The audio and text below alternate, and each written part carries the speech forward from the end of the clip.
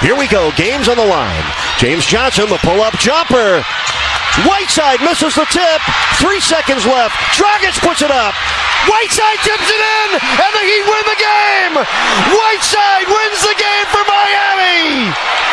The Heat win it. Their first one-point victory of the season.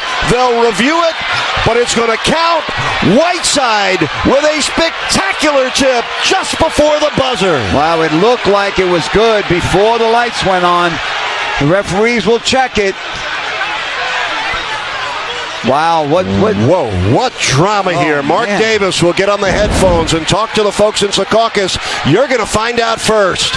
Oh, good as gold for Hassan Whiteside. The Heat have won the game 97-96. They take one giant step closer to the NBA playoffs. What a big time win this is for the